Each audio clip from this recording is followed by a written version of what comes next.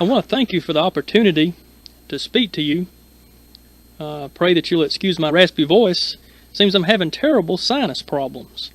I may be clearing my throat frequently. I hope it's not a great distraction.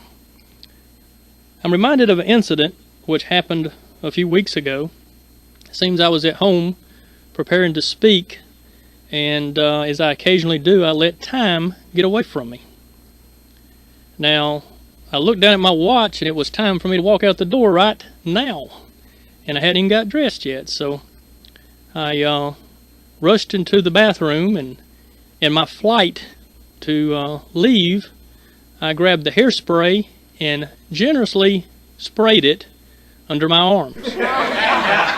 Now, in a moment, realizing what I had done, and also realizing I did not have time to wash the hairspray out from under my arms, I took the deodorant and sprayed it on top of the hairspray that was already there. Now, evidently, when you mix hairspray and deodorant, you get some form of permabond. I'm not sure exactly what. I remember as I was speaking that morning, at one point, there was tears in my eyes. Now, the class thought that I was getting emotional about what I was saying, but in reality, I had lifted my arms up like this and tore many hairs out from under my arms. The point is, I have spoke under worse conditions.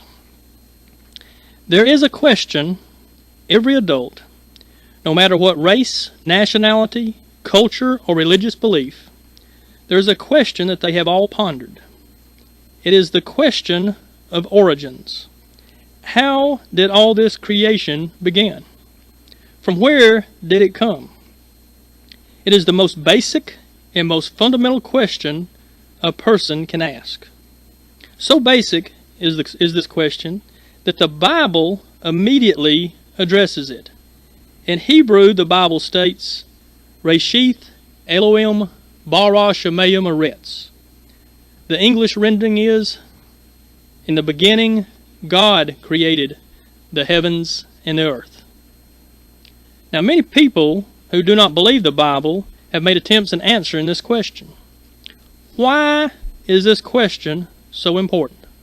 I will tell you. The conclusion you derive from this question will dictate the whole manner in which you conduct your life.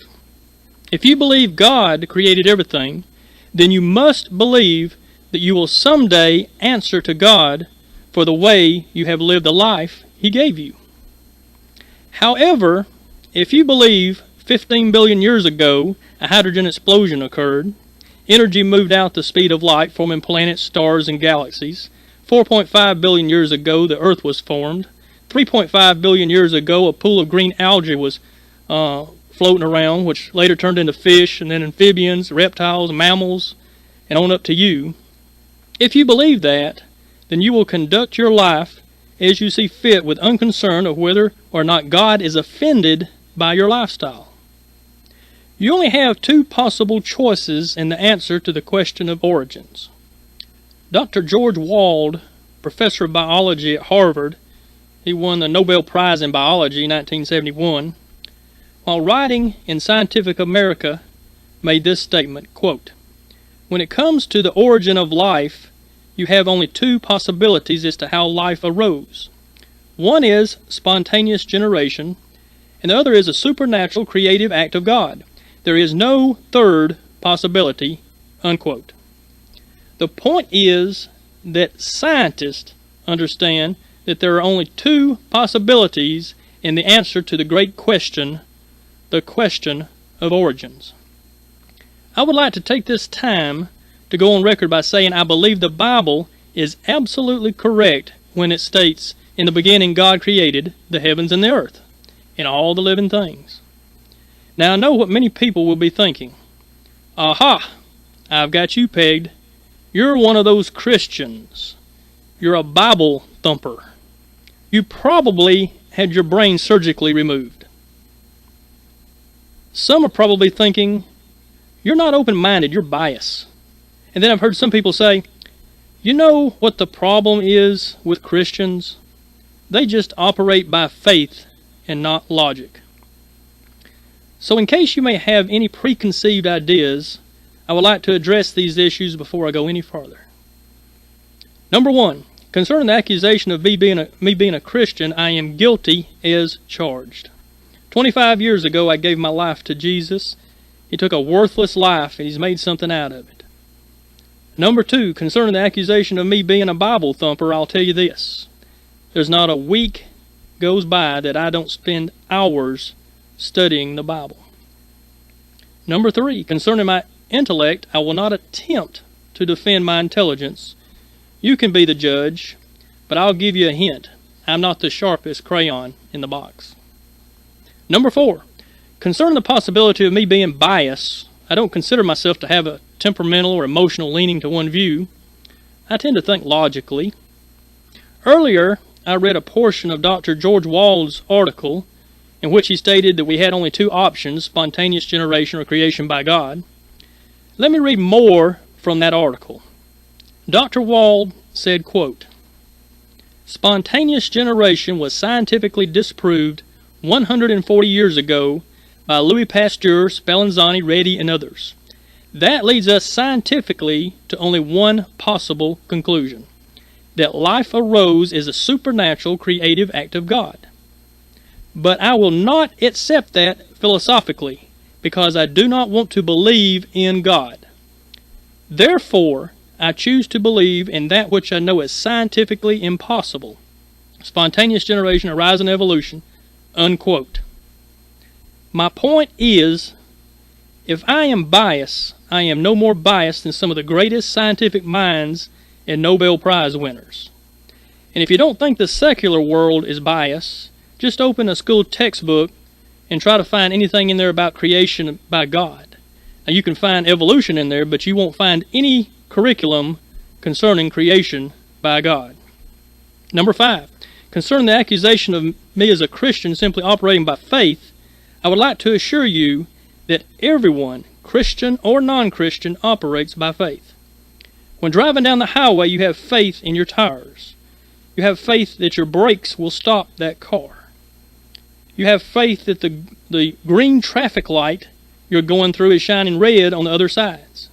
You have faith in your chair that it'll hold you up, faith in the roof that it won't fall down on your head. Some people have faith in Muhammad, some in Buddha, some in psychic hotlines, astrology, Mother Nature, and some in evolution and man's intellect. It's not a question of faith. We all have faith. The question is, in what are you putting your faith? Listen carefully. Listen carefully. Science, by its very definition, is limited to what you can observe and experiment with in repeatable units within a three-dimensional world. No one observed the origin of the universe, and you sure can't repeat the experiment. Therefore, we are not talking scientifically, but philosophically. There are two philosophical faith propositions, evolution and creation by God. Understand, both are faith propositions. The question is, based on the scientific evidence or scientific data, is it more logical to put your faith in evolution or in God and creation? If you will fasten your seatbelts, I'd like to make a fast rundown on the history of scientific theories of origins. In 1755, Immanuel Kant, a German philosopher, came up with what is known as the nebular theory. Nebula, of course, is clouds of gas and dust. He said these swirled around the sun and slowly flattened out. The gas and dust collected, attracting each other, and developed into planets. In 1796, French astronomer Pierre-Simon Laplace suggested that the nebular theory was correct, but the nebula was much larger than our solar system, and the Earth was first gas, then liquid, and then solid crust. In 1905, Thomas Chamberlain, American geologist and astronomer, came up with a planetesimal theory. Stars pass close to our sun, and its gravitational pull pulled arms of gas from it. The gas formed particles called planetesimals. These collected and formed planets. In 1919, two English scientists, Sir James Jeans and Harold Jeffreys, came up with what's known as the tidal or gaseous theory. Like the planetesimal theory, but the planets were gas, then liquid, then developed into solid crust. In 1930, English astronomer R.A. Lyttelton came up with what's known as the double star theory. He said there were two suns and one exploded. Particles of gas formed a cloud caught in our sun's gravitational pull, and planets developed much like the tidal theory. Between the 1940s and 1950s, many scientists supported what is known as the condensation theories. A star exploded, most of the material escaped into space, but some stayed behind, forming nebula captured by the sun's gravity, forming liquid balls which the crust cooled and became solid. The most modern theory of creation and evolution, in a nutshell, goes something like this. 15 billion years ago, there was a hydrogen explosion. We know that is the Big Bang Theory. Energy moved out the speed of light, later forming planets, stars, and galaxies. 4.5 billion years ago, Earth came into existence. 3.5 billion years ago, there was an inorganic ocean of nitrogens, ammonia salts, methane, and carbon dioxide mixed all in the same pool. Suddenly, for some unknown reason, amino acids began to form. Then these amino acids got together and formed peptides. Amino acids and polypeptides got together and formed protein molecules. Now, protein molecules are the building blocks necessary for life. Non-living matter rose to greater complexity to form living matter. Then over millions of years became conscious matter, which rose upward to become self-conscious matter, then rising upward to gain ethics, values. It has been stated like this. Once I was an amoeba learning how to swim. Then I was a guppy with my tail tucked in. Then I was a monkey hanging from a tree, but now I'm a professor with a PhD. I've even heard it stated like this, from the goo to the zoo to you. Note, we have just looked at 7 highly publicized variable theories that scientists have used to dazzle and impress people over the last 250 years. While searching, they kept changing their theories. Several years back, astronomers learned that a star was about to explode. Scientists all over the world focused their telescopes on the star. They announced to the world that when it exploded, 3 certain criteria would happen, and this would substantiate their Big Bang Theory. Well, the star exploded, but none of the 3 criteria were met. It left many of the scientists disappointed and disillusioned. The truth is, scientists who support the Big Bang and evolution, spontaneous generation, don't have one single shred of evidence to support their theories. Notice that none of their theories answer the question, from where did the hydrogen and nebula come from?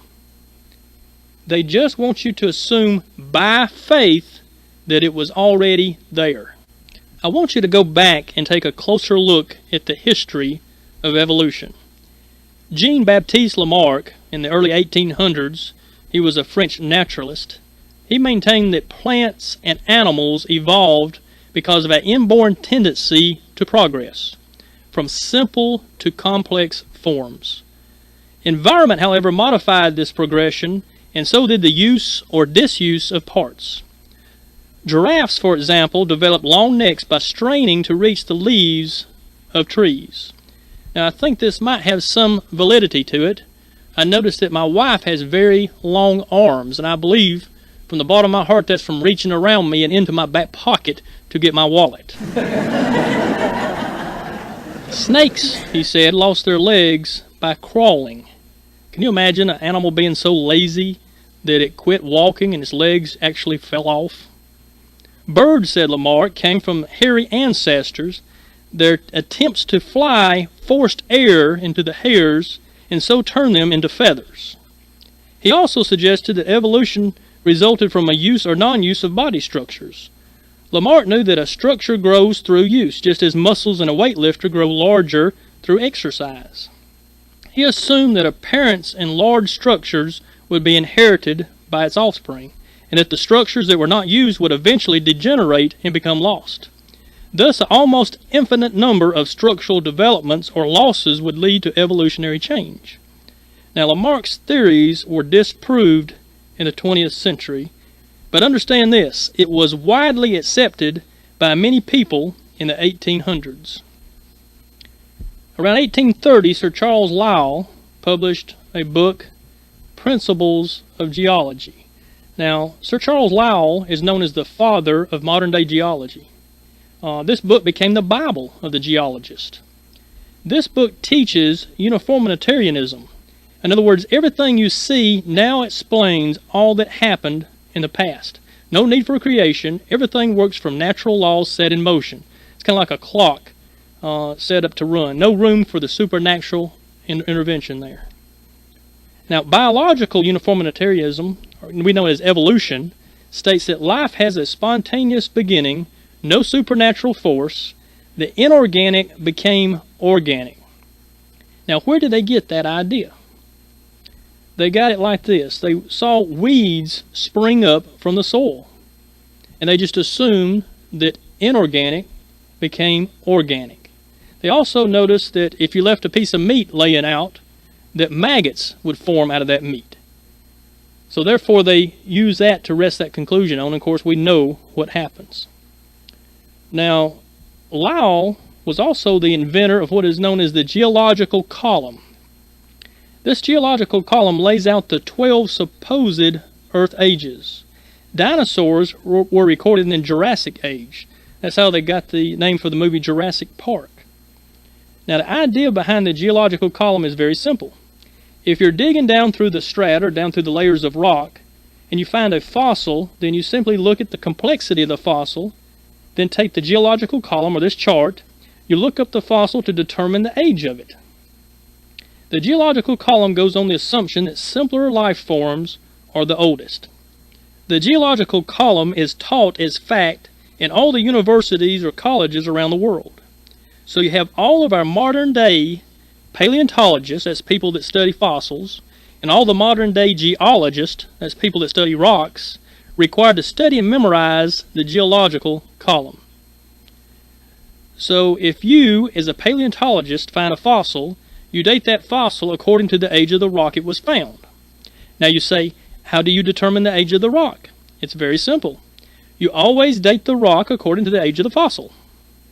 If you don't believe me, then just get your encyclopedia out and look up fossil.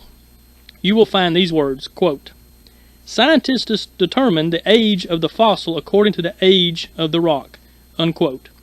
Then look up geology, and you will find these words, the age of the rock is determined by the age of the fossil, unquote. Encyclopedia Britannica addresses it, it says, quote, it cannot be denied from a strictly philosophical standpoint, geologists are here arguing in a circle. The succession of organisms is being determined by the study of their remains embedded in the rock, and the relative age of the rock is being determined by the remains of organisms they contain, unquote. There is absolutely no checks and balances. With this system, you can date anything any way you want to. Did you know that man has excavated and punched holes miles deep all around the earth and never found one site that represented the geological column? The best they've been able to do is 5 supposed geological ages they found in the Grand Canyon, but it seems they were most puzzled because these geological ages were upside down to what they were supposed to be. How do you explain the finding of simple and complex life forms in the same rock?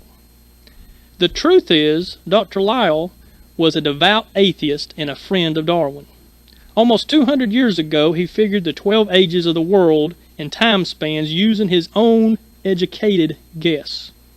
The fact is, he wasn't even a scientist, he was a lawyer. There is not one piece of tangible evidence to back up the geological column. Yet, it is taught in all the secular colleges as fact, and it is one of the biggest lies perpetrated on mankind. And then we have Darwin. 1859, Charles Darwin, English naturalist, took Lamarck's theory and combined it with Sir Charles Lyell's principles of geology, and thus created his own theory of evolution. He published his book entitled Origin of the Species by Means of Natural Selection. Even scientists argued with each other over how the traits Darwin thought were subject to natural selection could be inherited. Let's look at Darwin's theory. Number one part of Darwin's theory is inheritance of acquired characteristics. In other words, you inherit the talents or characteristics from your parents. What he's saying here is like a baseball player. If a man is a good baseball player, then his son will naturally inherit that ability to play baseball well. Or a good golf player will have a son that will naturally inherit the ability to play golf well. Of course, we know this is not true. Acquired characteristics are not passed on. Skills are acquired, they're not passed through heredity. Number two part of his theory was natural selection, survival of the fittest. He said that good mutations, now you know what mutations are, they are gene changes. The gene is tweaked and the resulting offspring is not the same as the original. It says good mutations are used to strengthen an organism. The good mutations survive. The problem with this is that all mutations hurt the species, not help. We have not documented one case through history where a mutation actually helped the species. Compton's encyclopedia says, quote, most mutations are so harmful that they raise the population's death rate. Now the third part of Darwin's theory, recapitulation. The embryo of a species produces the cycle of evolution. In other words, if you watch the development of an embryo, you can see the original evolutionary process which developed that species. A good illustration would be a pregnant woman going to the doctor. Let's suppose a woman was pregnant, she goes to the doctor, and he does a sonogram on her, and he looks at it and he says, yep, it's an amphibian, you're pregnant. Now that's ridiculous, isn't it? The problem is, of course, we know that this is not true. We've seen inside of people now.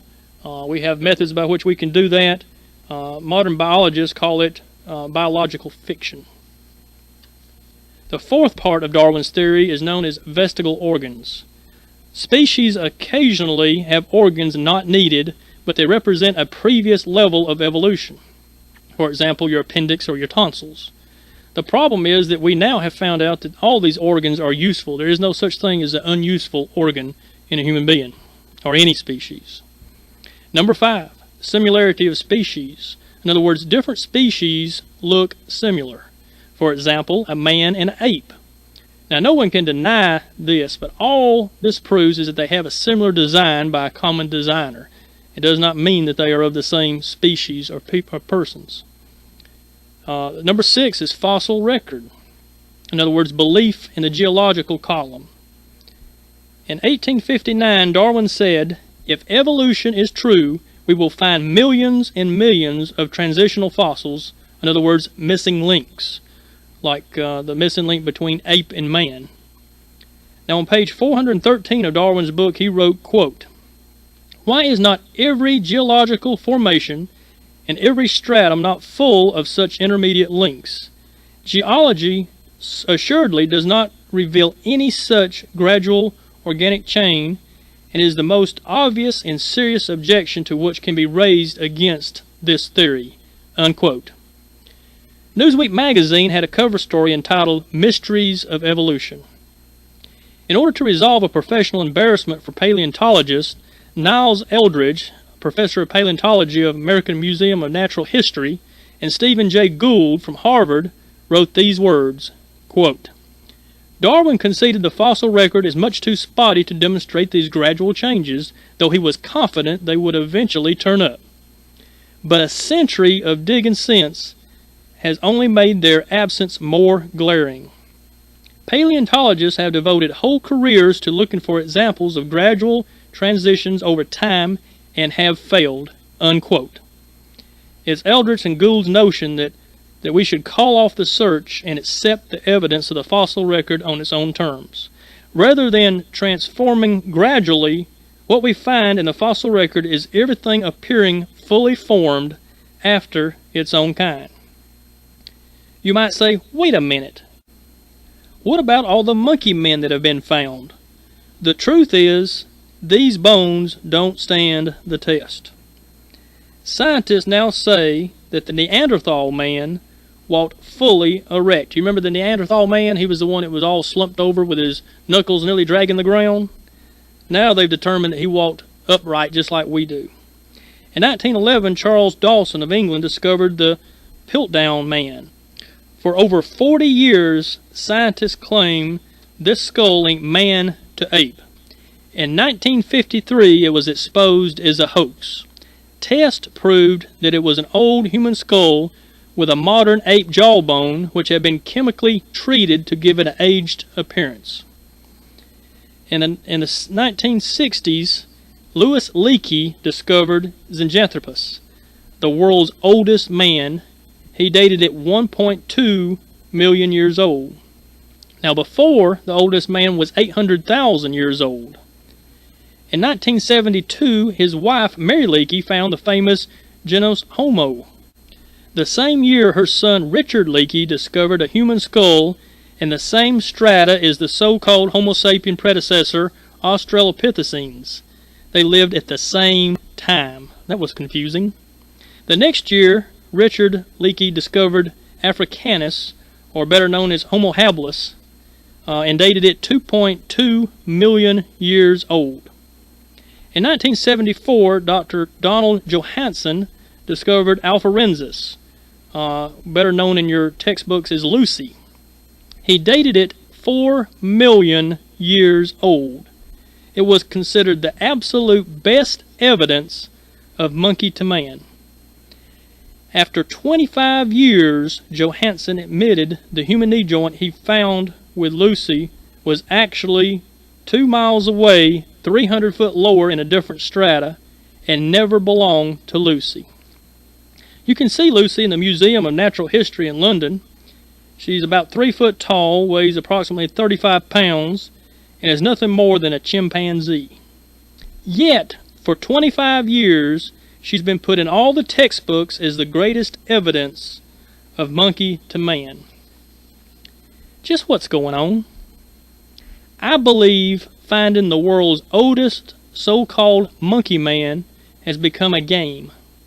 And the prize for winning is fame. And the winners are cheating instead of admitting defeat. And the real losers are many people who for many years have bought in to this deceit. You might say, what about all the pictures of these monkey men? We've seen pictures of these people. National Geographic magazine, March 2000 issue, on the back page ran an ad looking for artists to draw pictures of the supposed monkey men. The artists were given 7 bones about the size of your little finger, in which they drew full-scale pictures. Now let's get serious. That's as ridiculous as me tossing a handful of milk bones that you feed your dog out on a table and telling you to draw a monkey man from them. The sad thing is, young people assume these pictures are reality, but they're not. They're just fiction. Stephen Jay Gould, professor of paleontology at Harvard, wrote a book entitled Evolution Now, a Century After Darwin. On page 140, I will quote, "The absence of fossil evidence for intermediate stages between major transitions in organic design, indeed our inability, even in our imagination, to construct functional intermediates in many cases has been a persistent and nagging problem for the graduistic accounts of evolution." Then he went on to say, "I regard the failure to find a clear vector of progress in life's history as one of the most puzzling facts of the fossil record." Unquote. Dr. Colin Patterson, senior paleontologist of the British Museum of Natural History, there they have over 3 million fossils on hand. He wrote a book on evolution. When asked why there were no pictures of transitional fossils, this is what he wrote, quote, "I fully agree with your comments about the lack of direct illustration of evolutionary transitions in my book. If I knew of any, fossil or living, I would certainly have included them. I will lay it on the line. There is not one such fossil for which one could make a watertight argument." Unquote. Now remember, we're still talking about Darwin's theory. Let's go into the next part. The next part is microevolution. In other words, development within boundaries. For example, an animal in a colder environment will grow more hair. Now there is no problem with this. The Bible leaves plenty of room for microevolution. Where the Bible has trouble is what's known as macroevolution. Now let's pick up with macroevolution. Macroevolution suggests that all life came from a single cell which grew more complex until finally, over many years, certain species began to ascend upward, advancing by chance into greater and better species. Now we've already discussed the fact that the fossil record does not reflect any such ascension, nor has any scientist ever witnessed this transition. In order to believe in spontaneous generation, rise, and evolution, you must throw away some scientifically proven facts. The first scientific fact you must tear from your science book is known as the law of biogenesis. The law of biogenesis states that life only arises from life. Scientists have mixed, processed, innumerable chemicals in the most elaborate laboratories in many different synthetic environments and have never been able to bring life into any inorganic matter ever. Yet these same scientists want you to assume by faith that life began by a random, impersonal chance. In order for any cell, I mean in plants or animals, either one, in order for any cell to live, it must have a complex enzymatic protein metabolic motor. In other words, every cell has to have the ability to extract energy from its environment in order to supply energy for the reproduction of that cell and other cell needs. If you could produce a live cell, it would die quickly without the ability to process energy. This metabolic motor can only be produced by the chromosomes of cells. The chromosomes contain thousands of genes, one of them being DNA, which is capable of reproducing blueprinted cells in order to sustain life. The cell of a human is incredibly complex. If all the information contained in the genes of a single cell of a human were written in books, that information would fill 1,600-page books. If you remove all the chromosomes from a human body, it would only fill a 1 cubic inch container, but if you uncoiled all those chromosomes and laid them end to end, they would reach 75 billion miles. To put that in perspective, that is the distance from Earth to Sun 800 times. The metabolic motor necessary for life is only produced by life. The evolutionists not only want you to believe by faith that organic came from inorganic, but also they want you to believe by faith that the genetic codes producing metabolic motors simultaneously with the cells came into existence, all by random, impersonal chance, with no supernatural intervention. The second scientific fact you'll need to tear from your science book is the second law of thermodynamics, known as entropy. The law of entropy simply states that everything is running out of energy. Even 3-year-old toddlers will eventually run out of energy. All matter is moving from a state of organization and complexity and is degenerating downward to chaos and disorganization. This is the reason wood rots and metal rust. The reason a perpetual motion machine has never been invented is the law of entropy. The theory of evolution is in direct contradiction with the law of entropy.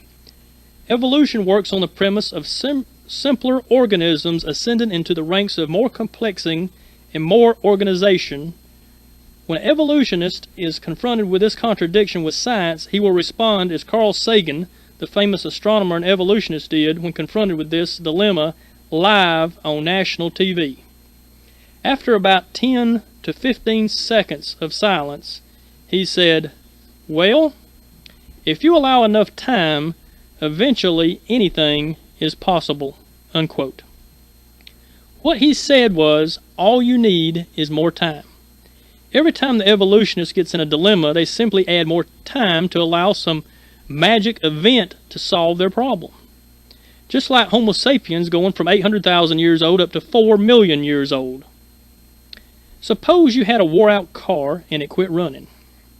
The evolutionists, by their theory, instead of having the car disposed of, you could just park it in your backyard and allow some time for it to energize and restore itself into better condition. If left long enough, your base model car could develop power windows and advanced two-port fuel injection system. If you add more time, it will eventually ascend into the ranks of greater species. Your VW will become a Cadillac, ascending upward to Rolls-Royce species, on and on. Now we know this is ridiculous. I assure you, the longer the car is left in the yard, the worse condition it will be. But this is no more ridiculous than the evolutionist adding more time. The more time you have, the more chaos and disorganization you will have. It is the scientific law of entropy. But these scientists want you to, by faith, assume that contrary to the second law of thermodynamics, evolution did occur. Another problem for the evolutionists is in mathematics. In other words, what are the odds of this happening? Sir Fred Hoyle, the leading astronomer and mathematician in the world, professor at Cambridge University, while speaking to the British Academy of Science, shocked his listeners by saying, quote, "Let's be intellectually honest. As scientists, we all know that the probability of life evolving by chance is the same probability as throwing a 6 on a dice 5 million consecutive times." Then he went on to say, quote, "The probability of life evolving into greater and greater complexing organization by chance is the same probability as having a tornado tear through a junkyard and form out the other end a Boeing 747 jetliner," unquote. In spite of the phenomenal odds against evolution occurring, these scientists want you to assume by faith that somehow it happened. Incidentally, one of the greatest problems these scientists have been unable to overcome is the whale. It seems they don't have the foggiest idea which creatures would have been their ancestors, and they are unable to trace their evolutionary origin. But these scientists want you to assume by faith that the whale's evolutionary ancestors do exist, but they just haven't yet uncovered them. In other words, in millions of fossils that they have unearthed, the whale's ancestors just haven't yet been found. Now let's talk about dinosaurs. Everybody likes dinosaurs. The word dinosaur began to be used in 1860. It comes from two Greek words, dinos, meaning terrible, and sauros, meaning lizard. Thus, dinosaur or terrible lizard. Before 1860, they were referred to as dragons. The unique thing about reptiles is they continue to grow as long as they live. Even scientists believe that the Earth used to be surrounded by a canopy of vapor that filtered out harmful ultraviolet rays, producing a greenhouse effect. This atmosphere would contain a high barometric pressure. Any animal living in this type of environment would heal much faster and live much longer. Basically, dinosaurs were various lizards which had lived a long time. The American alligator once attained a length of 20 feet, but now it generally dies after reaching about 12 feet. The Komodo dragons of Indonesia now reach about 10 feet and weigh about 450 pounds. It seems dinosaurs also are a big problem for the evolutionists. For some reason, they don't understand why they died out. Over the last few years, you have all heard different variations of possible reasons for the extinction of dinosaurs. The most recent and common scenario goes like this. A comet hit the Earth, knocking debris into the air, blocking out the sun's rays. The vegetation died and the dinosaurs starved out. As a matter of fact, all the major science journals, Omni, Scientific America, Discovery, Science Digest, Nature, Smithsonian, and Natural Geographic, all of these had major cover stories on how the dinosaurs died.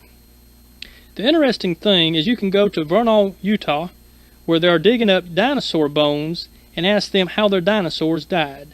Do you know what they'll say? These dinosaurs died from a massive flood and were buried in rock and sedimentation. You can go to Mammoth Hot Springs in South Dakota and ask the same question. Do you know what they'll say? These mammoths died by a massive flood and were covered by rock and sedimentation. You can go to Drumheller, Alberta, Canada, where they're digging up dinosaur bones, and ask them how their dinosaurs died. Do you know what they will say? These dinosaurs obviously died by a massive flood and were covered with rock and sedimentation. You can even go to the other side of the earth, to Mongolia, and ask the Chinese anthropologist there how his dinosaurs died. Do you know what he'll say? They obviously died by a great flood and were covered by rock and sedimentation. None of this is mentioned in these articles.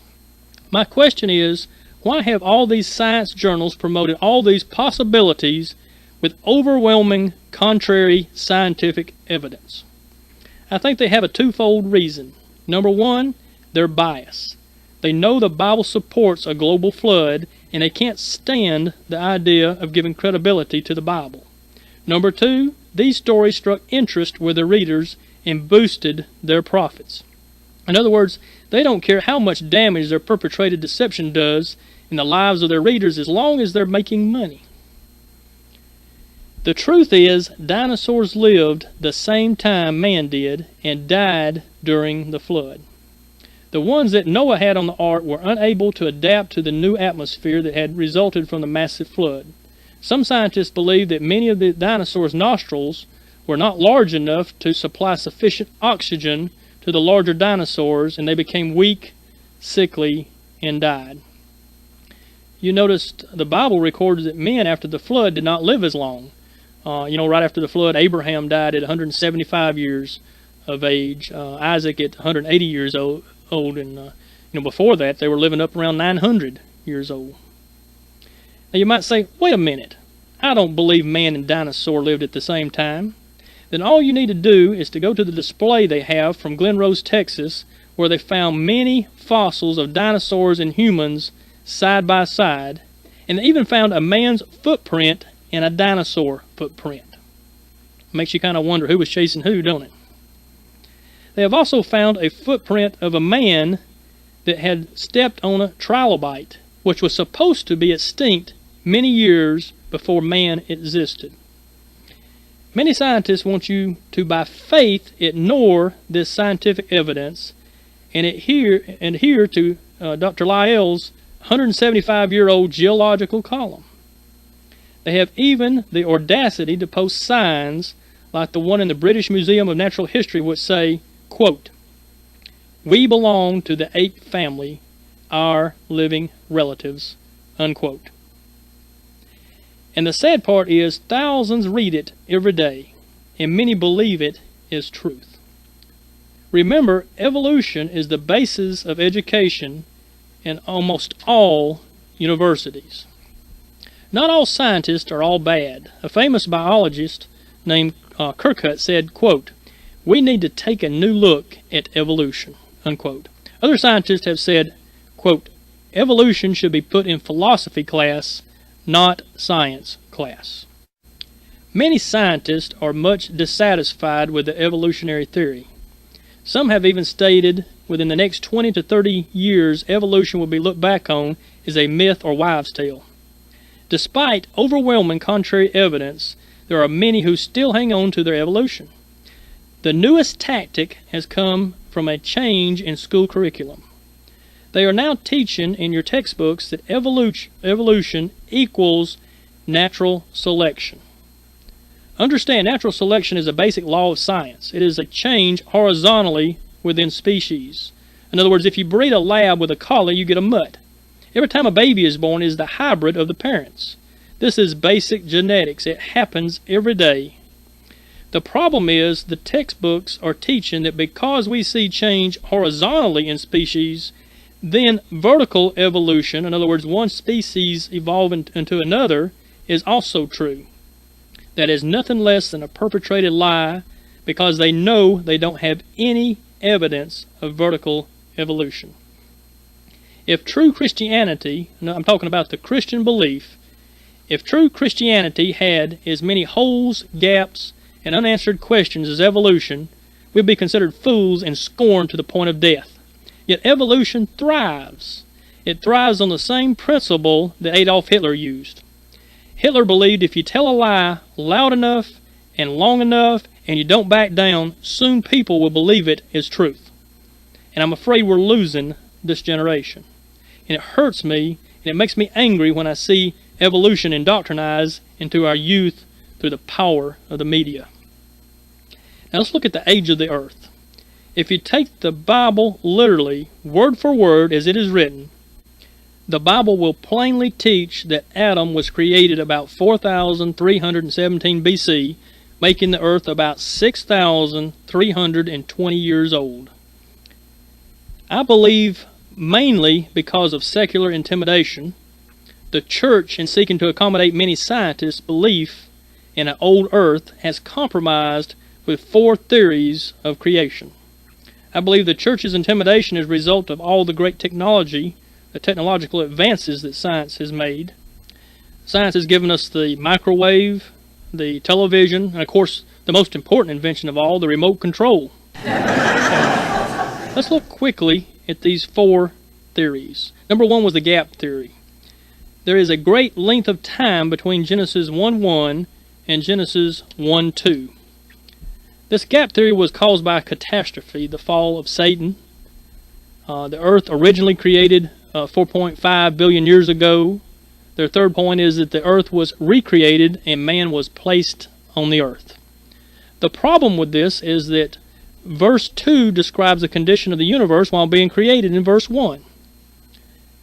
Number 2, geologists will not accept or confirm this catastrophe. And number 3, nowhere in Scripture does the Bible say that Satan's fall affected the earth. Now that was the gap theory. Then we have the day-age theory. The day-age theory states that each day was a geological age and not a 24-hour day. The problem with that is, number 1, every other place in the Bible a day was 24 hours. Number 2, the Bible states Adam named all the animals, but many will have been extinct before he had the time to name them. The third problem is the Bible teaches that death entered earth as a result of Adam's sin. And animals, according to that theory, were dead before Adam got on the earth. Now that was the day-age theory. The next theory that they've come up with is the revelatory theory, or revelatory day theory as it's known. The revelatory day theory states that the 6 days of creation were not actual days of creation, but 6 days God spent telling Moses about creation. It was a 6-day pageant, in other words, given to Moses. The problem with that is, number 1, no reference in Scripture to support this. And number 2, it doesn't do the Hebrew text justice at all. The next theory they come up with was the phenomenal language theory. This is popular in Britain. The phenomenal language theory said that things are spoken of in Genesis as they are seen, but not as they really are. In other words, you might look out and see the sun rising in the morning. But now in reality, we know the sun is not rising, the earth is turning. The second part of that theory is that Moses was simply saying, wherever you look, God created all things.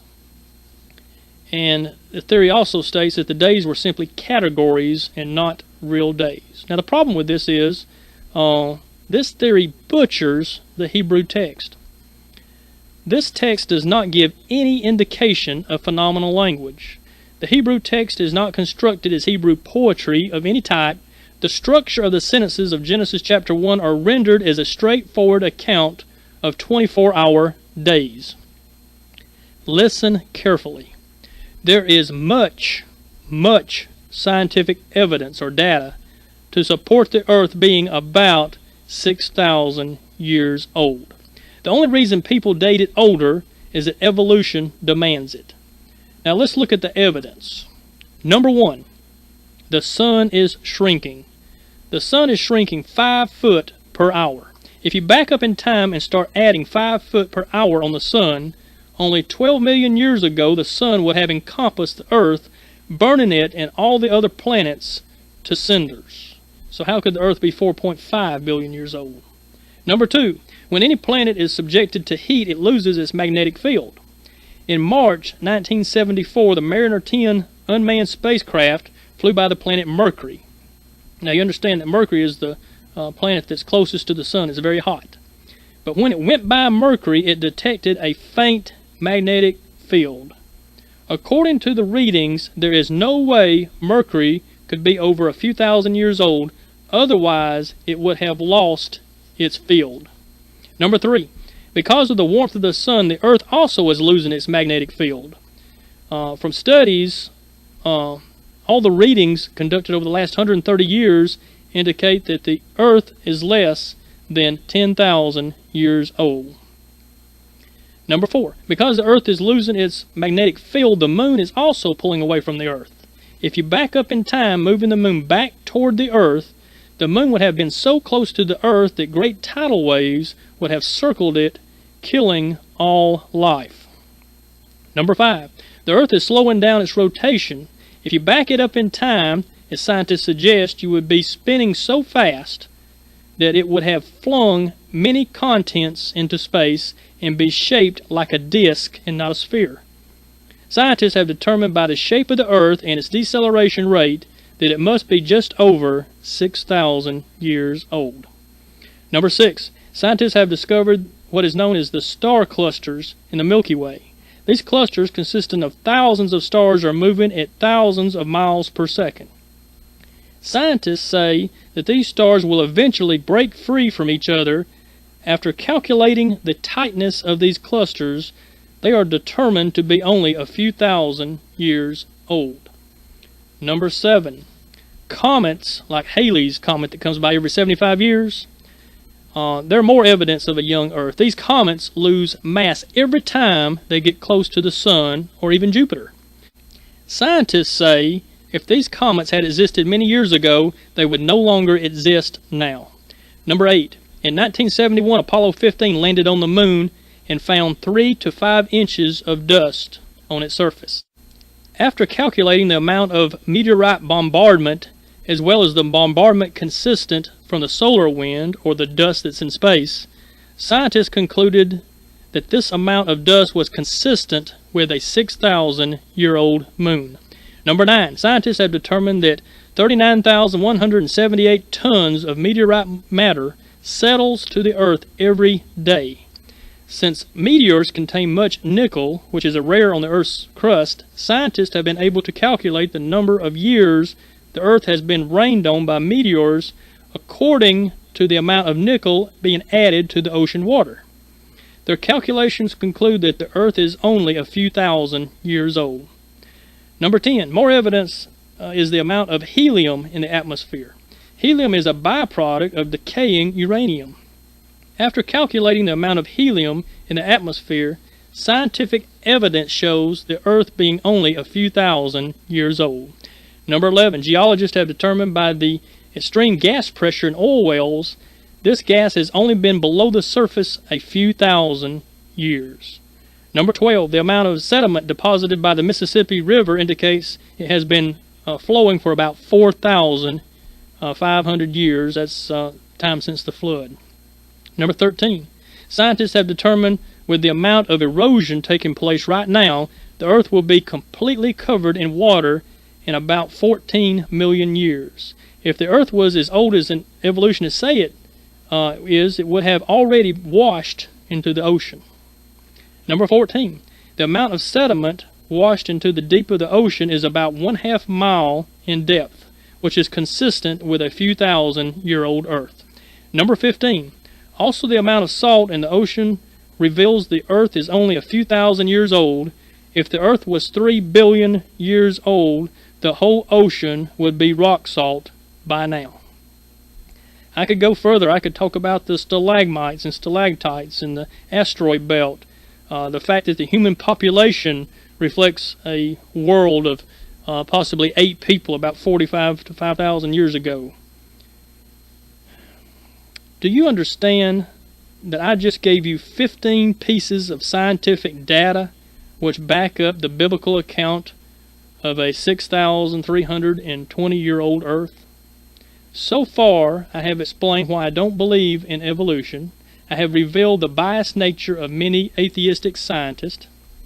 I have exposed the deceptive methods of many secular scientists, from the geological column to the false dating to the jawbone and knee bone capers, to the inconsistency of theories, to the ignoring of scientific laws as well as the common sense mathematical odds. Also, hopefully you understand the role that the media has played by their mocking up pictures and blowing up on their off-the-wall articles. Now, I want to tell you why I believe the Bible. The first thing you need to understand is the Bible is not a science book. It does contain total truth and therefore will not contradict scientific truth. Let's look at the evidence of the Bible's credibility. Science has what's known as the first law of thermodynamics, known as biogenesis. Biogenesis states that nothing new is being created, but all has been created and is still around. If you read in Genesis chapter 2, verses 1 and 2, this is what it says. The Bible says, "Thus the heavens and the earth were completed." And it goes on to say, the seventh day God completed His work. Then if you look at Colossians chapter 1, verse 16 and 17, you'll read this. All things have been created by Him, past tense. Look in Ecclesiastes chapter 1, verse 9 and 10. The Bible says this, "So there is nothing new under the sun." And it goes on to say, "Already it has existed for ages which were before us." Then there's the second law of thermodynamics. We talked about that earlier, called entropy. It states that life degenerates, it runs down. The Bible states in Psalms 102, verse 25 and 26, quote, "Of old thou didst found the earth, and the heavens are the work of thy hands." And then it says, "Even they will perish, and all of them will wear out like a garment." And then you have what's known as the water cycle, or hydrology. Here, the Bible states in Job chapter 36, verse 27-28, "He draws up the drops of water, they distill rain from the mist, which the clouds pour down, and they drip upon the man abundantly."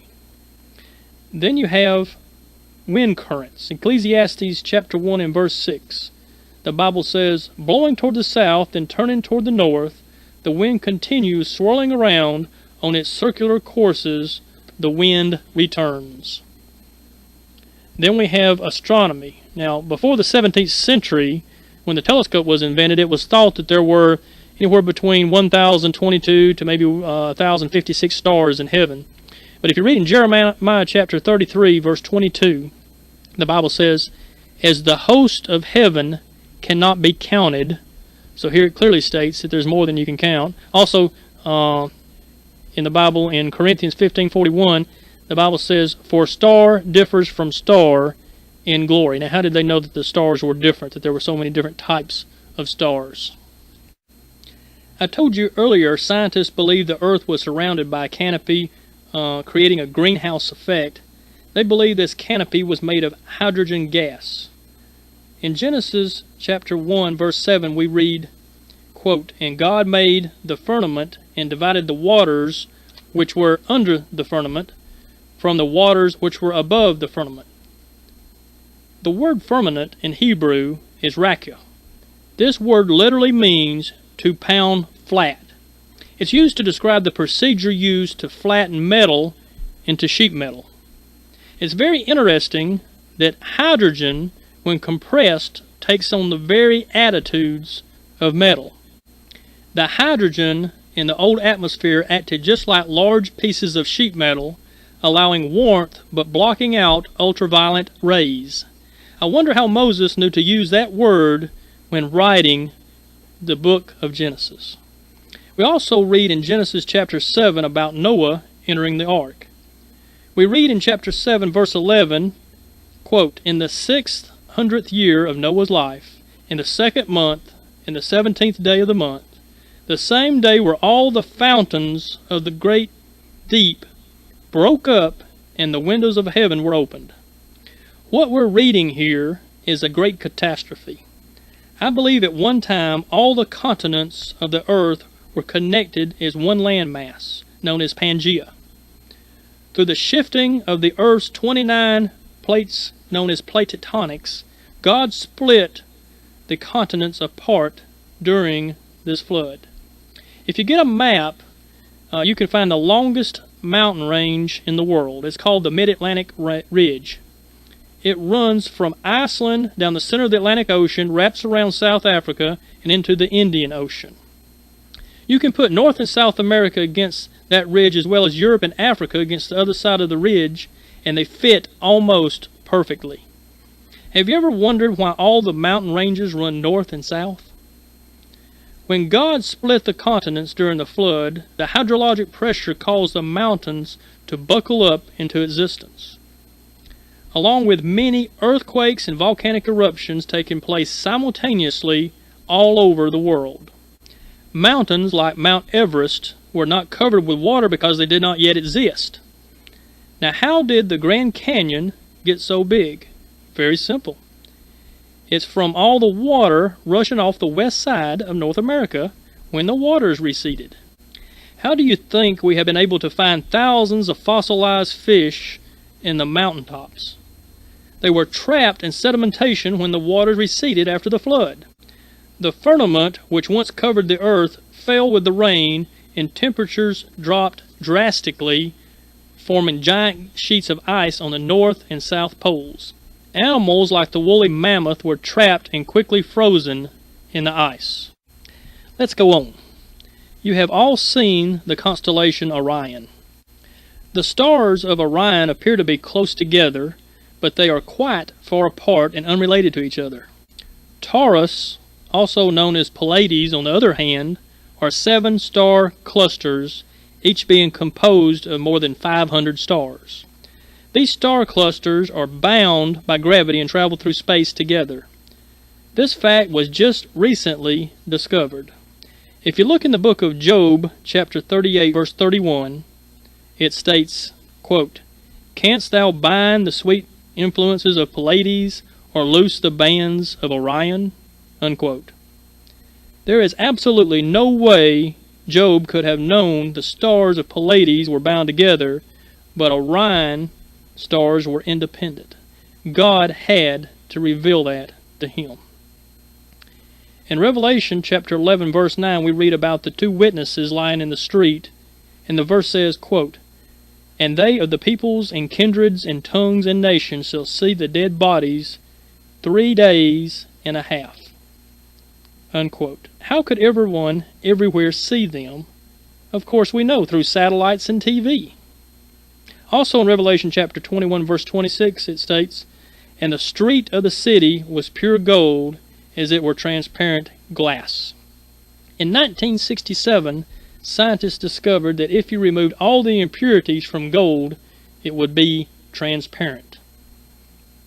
Remember the city of Jericho in the Bible? The Bible records that the walls fell flat. The British archaeologist John Garstein was excavating the city of Jericho in the 1930s and concluded both of its walls crashed to the ground violently. In the 1800s, Abraham of the Old Testament was considered a myth by many, but in 1924, his old home of Ur was located. It was excavated. How about prophecies? In Ezekiel, which was written in 590 BC, chapter 26, there were 10 prophecies given concerning the city of Tyre. Now, I don't have time to go into all of those, but history records all 10 of these prophecies were fulfilled. Very interesting. You should pick that up and read it sometime. Do you realize that Jesus fulfilled 300 prophecies when he came to earth? What were the odds of that? A great mathematician said this: if you took the state of Texas and you filled it 1 foot deep with silver dollars, but you had taken one of those silver dollars and put a black X on it and mixed it in the bunch, then someone flew over Texas with a helicopter and randomly landed, reached down into those silver dollars, and the first silver dollar he pulled out was the one with the black X on it. That is the odds of these prophecies being fulfilled.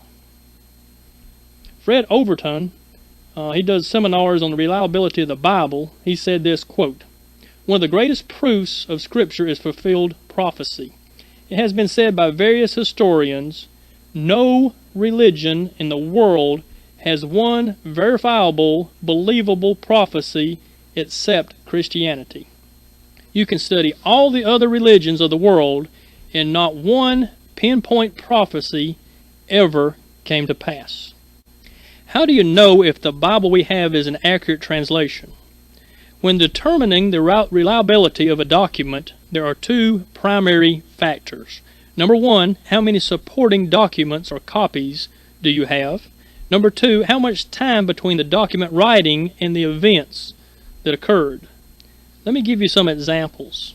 For instance, the war between the Athenians and the Spartans, we know about that from 8 documents that were written 1,350 years after the fact. The war between the Greeks and the Persians, we know about that from 8 documents written 1,350 years after the fact. The Greek wars, remember the Trojan horse and Homer? We know about those writings from 643 documents that were written 1,250 years after the fact. Now the New Testament, we know about the events of the New Testament from 5,000 Greek copies and 24,000 copies in other languages that were written only 50 to 250 years after the facts that were recorded. Now the procedure for copying Old Testament scrolls are as follows. Number one, the scribe was required to wear full ceremonial dress. Number two, if a king came into the room while a scribe was writing the name of God, he could not look up and must cease writing. Number three, the distance between each letter had to be the same on every scroll. Number four, they wrote from right to left, and the writing had to end perfectly on the scroll, or the entire scroll was discarded. Number five, each scroll had a certain number of lines per inch with a precise margin on each side. Number six, the scroll had to be a perfect width, length, color, and skin from a perfect animal. Number seven, the scroll was copied letter for letter and not word for word. Number eight, they checked and rechecked the manuscript to make sure it was totally accurate. What is the conclusion we draw here? Judging from the overwhelming amount of ancient copies of the Bible in various languages, given checks and balances, as well as the very short time span between events and writings of the New Testament, which supports the Old Testament, and knowledge of the extreme procedures used in copying the Bible, one must conclude that the Bible is an accurate translation. So far, we have concluded, number one, the Bible is reliable concerning the existence of ancient cities and places. Number two, the Bible is reliable with prophecies concerning ancient cities. Number three, the Bible refers to Jesus Christ as the Messiah. Number four, the Bible has proven to be reliable with prophecies concerning the Messiah. Number five, the Bible is scientifically reliable and agrees with true science and contains scientific information long before scientists discovered it. Number six, the Bible proves reliable by a system of checks and balances from numerous copies, as well as the study of time periods between events and copies, and knowledge of procedures used in copying Scripture, confirming that the Bible is an accurate translation. Number seven, the Bible is reliable in my life personally. Why do I know that God wrote the Bible? I'll tell you why. First of all, man would have never thought up anyone like Jesus. Man would have never come up with a plan of salvation that did not involve man's merit. You see, according to the Bible, all men are considered bad before God, and they have to have a sacrifice, a holy sacrifice for their sins. And that sacrifice is Jesus. And also, man would never have written a book that seemed to have contradictions. He would have went in there and edited those out. Yet the Bible stands as it is. God is the author of the Bible, and the Bible is reliable.